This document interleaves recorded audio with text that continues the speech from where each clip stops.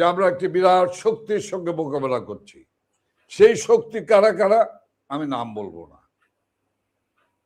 অনেকে যেটা বলছেন মোল্লা, মিলিটারি, মিডিয়া, আমেরিকা সবাইকে ফেস করে আওয়ামী লীগকে ক্ষমতায় ফিরতে হবে। এবং বাড়ি ভাই আপনাকে আমি বলি, আমি যে নেত্রীকে চিনি, দীর্ঘ সময় ধরে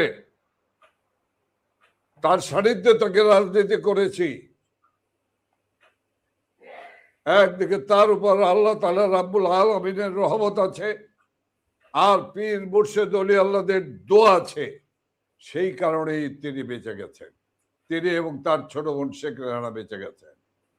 ইনশাল্লাহ উনি যেটা বলেন আমি দ্ব্যর্থহীনভাবে সেটাই বলবো, যে ওনাকে আল্লাহ তাআলা রাব্বুল আলামিন বাঁচিয়ে রেখেছেন এই দেশটির জন্য, দেশের মানুষের জন্য, দেশের মানুষের কল্যাণের জন্য। এই যে দেশটি ধ্বংস হয়ে গেছে, এই দেশটিকে আবার ট্রেন লাইনে উঠাতে পারেন একমাত্র শেখ হাসিনা এবং শেখ হাসিনা। নানক ভাই, আপনাকে তো অনেকদিন পরে পাওয়া, এর জন্য প্রশ্ন একটা প্রশ্ন, দিল্লি প্রেস ক্লাবের ঘটনাটা কি ছিল? এই প্রশ্নটা আমাকে করলে তো আমার শিকার পেতে হয়। দিল্লি প্রেস ক্লাবের ঘটনাটা ছিল খুব একটি গুরুত্বপূর্ণ বিষয়। সেটা হলো, আপনারা জানেন যে দিল্লি প্রেস ক্লাবে বঙ্গবন্ধু কর্নার নামে একটি কর্নার আছে, এবং এই প্রেস ক্লাবটি, এই বঙ্গবন্ধু কর্নারটি মেয়াদ শেষ হয়ে গিয়েছে। এটা তো লিজ নিতে হয়, ভাড়া নিতে হয়, শেষ হয়ে গিয়েছে। আমরা আসলে গিয়েছিলাম সেই বঙ্গবন্ধু কর্নারটি নিয়ে আলোচনা করার জন্য, এবং শীর্ষ সম্মানিত সাংবাদিকদের সঙ্গে একটু মত বিনিময় করার জন্য। এর বাইরে কিন্তু কিছু না, ওখানে কোনো সরকার উৎখাতের ষড়যন্ত্রে আমরা যাইনি। না, এটা তো ছিল না, বা ওই মিটিং এ আপনাদের বৈঠকের পরে ওইটা তো তারা যেসব পর্যায়ে সাংবাদিকরা এসেছিলেন, বেশিরভাগ সম্পাদক, তারা কোনো রিপোর্টও কোথাও লিখেন নাই, ওইটা নিয়ে কোনো রিপোর্ট হয়নি। না, একদম শীর্ষ পর্যায়ের সম্পাদক সাংবাদিক, ভারতের শীর্ষ পর্যায়ের সম্পাদক এবং সাংবাদিক। তো দেখেন, আমরা আসলে, আমি একটু বাইরে গিয়েছিলাম, বাইরে দাঁড়িয়ে আর এক সাংবাদিক ভদ্রমহিলার সঙ্গে আমি একটু একান্তে 1-to-1 কথা বলছিলাম, অল্প সময়। আপনার ছবিটা তুলে ফেলে একজন আর কি। একদম, নাথিং এলস। আর এই যে দিল্লি প্রেস ক্লাবে সবাই কিন্তু আওয়ামী লীগের প্রতি, আওয়ামী লীগ যেহেতু ভারতের জনগণের বিশ্বস্ত সংগঠন হচ্ছে আওয়ামী লীগ। ভারতের জনগণের গেস্ট হিসেবে শেখ হাসিনা ভারতে আছেন, তিনি আগেও ভারতে ছিলেন। তো দেশের সাংবাদিকদের সঙ্গে কোনো কথাবার্তার কোনো উদ্যোগ নেওয়া হয়েছে? যে এত বিরূপ, আপনি এত মিডিয়া তৈরি করলেন, আপনারা দেশে এতগুলো টেলিভিশন চালু করলেন, সমস্ত টেলিভিশন গুলা যে আপনাদের বিরুদ্ধে প্রপাগান্ডায় ব্যবহার করা হচ্ছে। প্রথম আলোর মতো পত্রিকা নিষিদ্ধ আওয়ামী লীগ ছাড়া লেখে না। কিন্তু কি বলবো বলেন, যে দুঃখজনক এবং দুর্ভাগ্যজনক আমার নেত্রীর, আমাদের লিডারের কত সংবাদপত্রকে দিলেন, কত ইলেকট্রনিক মিডিয়াকে দিলেন। এরপরে দেখেন, সাংবাদিক যে সংগঠনগুলি আছে, তারা কি এই যে মোজাম্মেল ভাই, মোজাম্মেল হোসেন বাবু, তারপরে শ্যামল দত্ত, শাহরিয়ার কবির, তারপরে ওই যে মহিলা কি নাম,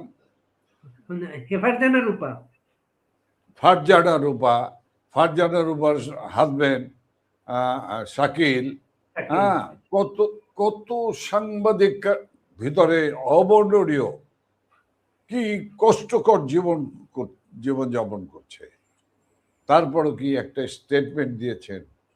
গতকাল সাংবাদিকরা তাদের পাশে দাঁড়ায় নাই, দাঁড়িয়েছে এই পরিবার, এই মানুষগুলির, এই মানুষগুলি তো খ্যাতনামা সাংবাদিক, তাদের পরিবারের সঙ্গে তো দেখা করতে পারতো। সম্পাদক পরিষদ থেকে, সম্পাদক পরিষদ গতকালকে দেখা করেছে প্রধানমন্ত্রীর সঙ্গে। তারা কি দাবি জানিয়েছে যে এদেরকে মিনিমাম জামিনটা দেন। প্রায় 2 শতাধিক সাংবাদিকের বিরুদ্ধে হত্যা মামলা, কেউ কোনো কথা বলে না। আর নেত্রী এমন স্বাধীনতা দিয়েছিলেন, যা ইচ্ছা তাই বলতেন, যা ইচ্ছা তাই লিখতেন, তারপর বলতেন যে ওনাদের নাকি নিয়ন্ত্রিত সংবাদপত্র। কি বলবো বলেন, দুঃখে বুক ফেটে যায়। একটা বিচিত্র দেশ। জানি না আল্লাহ তাআলা রাব্বুল আলামিন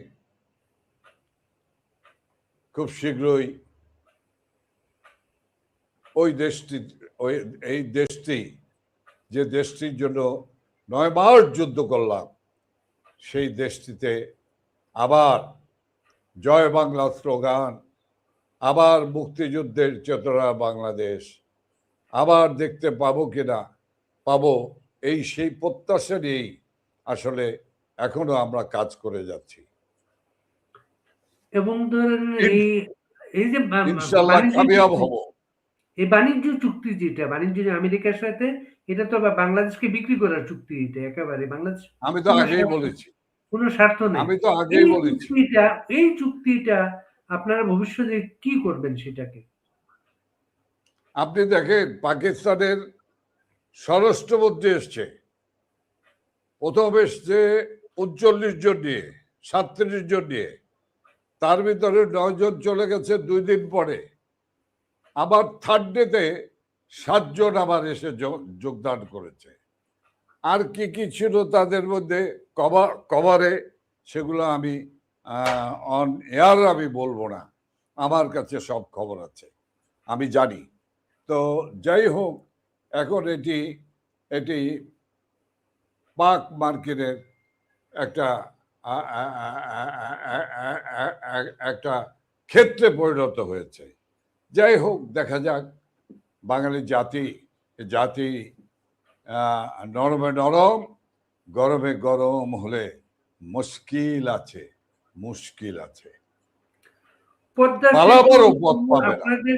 পদ্মা সেতু সহ আপনাদের সমস্ত প্রকল্পকে এরা এখন বলছে এগুলো অপ্রয়োজনীয় ছিল, এইগুলা চুরি ডাকাতির জন্য করা হয়েছে। এগুলো আজকে একজন বলল যে গোপালগঞ্জে যে বড় প্রজেক্ট নেওয়া হয়েছে এগুলো লুটপাটের জন্য। কি বলবেন এগুলো নিয়ে? এগুলো দিয়ে কোনো বলা যায়? অশিক্ষিত, বর্বর, এই বর্বরদেরকে কি বলবেন আপনি? এই বলে সময় নষ্ট করে কি লাভ? তাহলে আমরা শেষের দিকে আসি।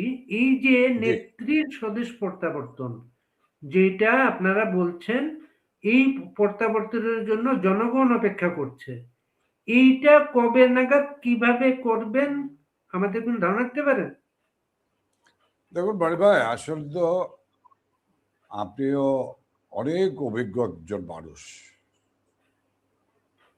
দিন তারিখ ক্ষণ দিয়ে মারামারি হয় না। আপনাদের একটা দিন তারিখ দিচ্ছেন ডিসেম্বরের মধ্যে। আমি বলছি, আপনি যেভাবে জানতে চাচ্ছেন, আমি সেভাবে সেই দিন, সেই তারিখ, সেই সকাল, সেই রাত্র আমি বলতে পারছি না। তবে নেত্রী যখন বলেছেন, তখন সেই অনুসারে আমরা আমাদের প্রস্তুতিও নিচ্ছি। জানি এই যে আজকে নেত্রীর স্বদেশ প্রত্যাবর্তন দিবস, 46তম স্বদেশ প্রত্যাবর্তন দিবস, কি না করেছে তারা, যাতে কোথাও কোনো মিছিল মানববন্ধন না হতে পারে। হামের টিকা অর্থ লোপাট করলো কারা? কেন আমার 450 প্রায় 490 জন শিশু ইন্তেকাল করলো, মায়ের কোল খালি করে চলে গেল? কেন খালি করে চলে গেল? প্রায়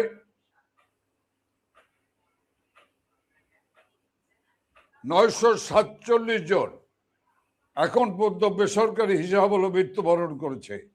গতকাল, আমি একটু এটা বলেই নেই, গতকাল পর্যন্ত মৃত্যুর সংখ্যা ছিল 594। এটা ছিল সরকারি হিসাব, কিন্তু বাড়ি ভাই আসলে মৃত্যুবরণ করেছে বেসরকারি হিসাব হলো 947 জন। প্রায় 50,000 শিশু মৃত্যুর সঙ্গে লড়াই করছেন, টিকা নাই।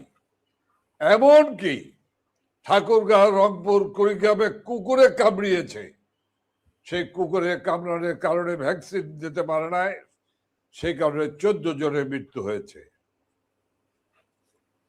মূল্যস্ফীতি, খাদ্যদ্রব্যের 12.27% মূল্যস্ফীতি পৌঁছেছে।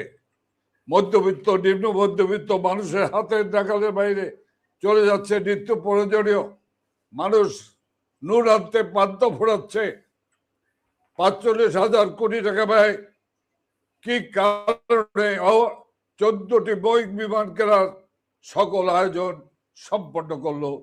জিজ্ঞাসা করতে চাই, যখন ব্যাংকে টাকা নাই, গ্রাহকরা হাজারি করে, পুলিশের বিটুরি খায়, তখন 45,000 কোটি টাকা দিয়ে 14টি বোয়িং বিমান কেনেন। কোত্থেকে কেনার চুক্তি হয়েছে আপনিও জানেন, ভাষণে নাম নিতে লজ্জা করে। তারপরে প্রথম কিস্তির এই 14,000 কোটি টাকার প্রথম কিস্তির অর্থ কিন্তু ইতিমধ্যে ছাড় দিয়েছে, কিন্তু বোয়িং বিমান কবে আসবে, কবে পাওয়া যাবে, সেটা জিজ্ঞাসা করতে ভাষণের কাছে ভয় পায়। 46,000 কোটি টাকা ব্যয় করে তুরস্ক থেকে এয়ার ডিফেন্স ব্যবস্থা করার নামে কমিশন বাণিজ্যে বেঁধে উঠেছে সরকারের নীতি নির্ধারকরা। কিসের এয়ার ডিফেন্স? কার সঙ্গে যুদ্ধ? কমিশন বাণিজ্য। জ্বালানি বিদ্যুৎ খাতে চলছে, কৃষক সার পাচ্ছে না, বীজ পাচ্ছে না, সেচ সরঞ্জাম না পেয়ে কৃষক দিশেহারা। কাজে কি এক পরিস্থিতি, কি করবেন বাড়ি ভাই? জাহাঙ্গীর কবির নানক, আমরা এখন প্রাথমিক বিশ্ববিদ্যালয়ের ছাত্র,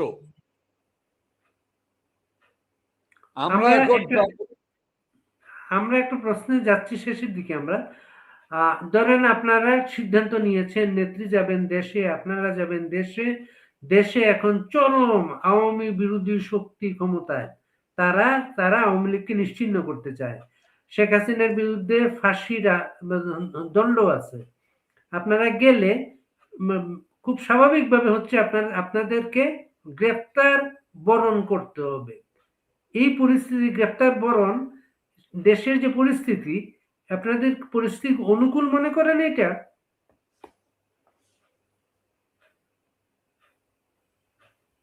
Situation will say everything. Situation বলে দেবে।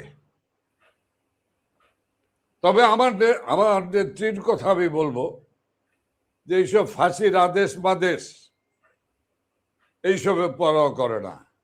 আমি আমার কথা বলতে পারি যে আমারও তো ফাঁসির দিকে হাঁটছে সরকার, আইসিটি আদালতের মামলা, এইসব কেয়ার করি না। আমি মৃত্যুবরণ তো করেছি 71-এ, এক্সটেনশন লাইফে আছি।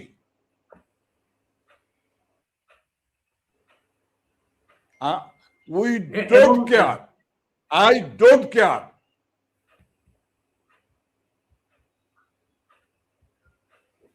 এবং রাজনৈতিক নেতাদের মধ্যে সম্ভবত শেখ হাসিনার পরে হাসান আল কিনুর বিরুদ্ধে ফাঁসির রায় আসছে খুব তাড়াতাড়ি।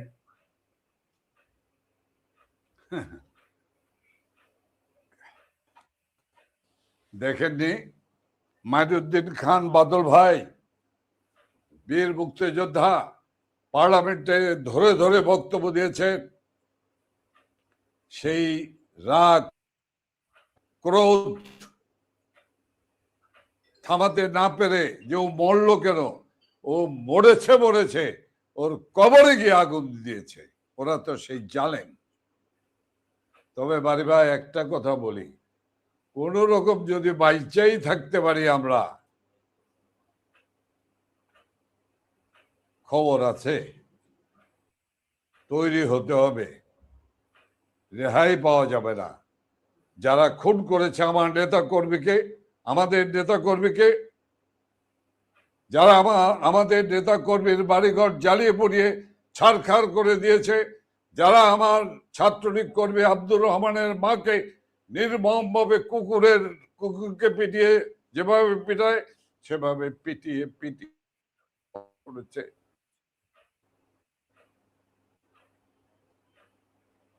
তাদের রেহাই নাই। আমরা শেষ করবো। জাহাঙ্গীর কবির নানক, আপনার নেতা কর্মী দেশবাসীর উদ্দেশ্যে এই সুযোগে যদি আরো কোনো আহ্বান থাকে আপনার, সেটা বলতে পারেন।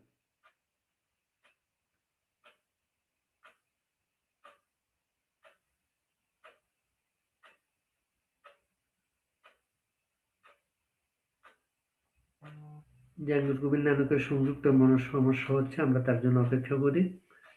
আমরা শেষ পর্যায়ে আছি।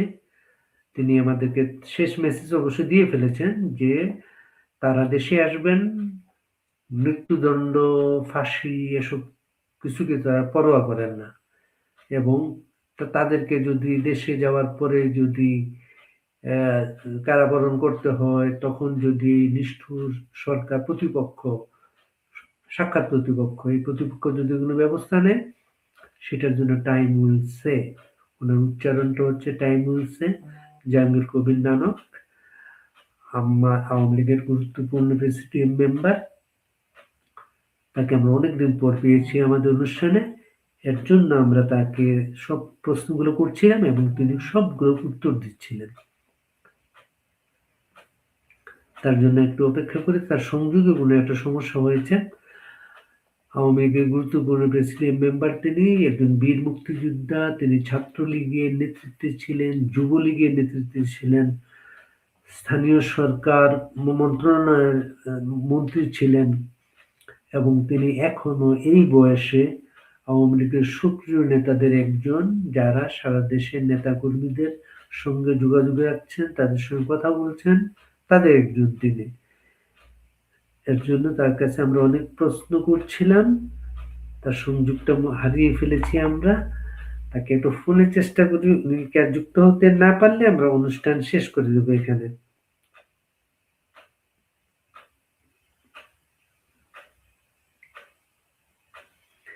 সিডনির ঘড়িতে এখন ভোর 5:12 বাজে। কেউটাকে পেয়ে গেছি আমরা।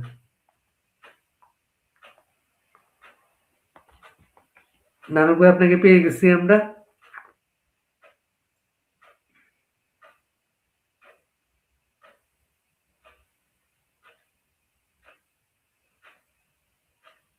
পনেরো বছরের জ্বালানি চুক্তি করা হয়েছে আমেরিকার সাথে। একজন লিখেছেন, সশ্রদ্ধ বাড়ি ভাই, তাদের সাজানো ফাঁসির মঞ্চে তাদেরকে ঝুলাবে জনতা। এটা বিএনপির নেতাকর্মীদের উদ্দেশ্যে তারা বলেছেন, যারা সারাক্ষণ আওয়ামী লীগ নেতাকর্মীদের ফাঁসির ভয় দেখায়, তাদের উদ্দেশ্যে এই বক্তব্য। আমাদের এখানে প্রচুর দর্শক কমেন্ট করছিলেন, আমরা মাঝে মাঝে তাদের কমেন্টগুলো দেখানোর চেষ্টা করি।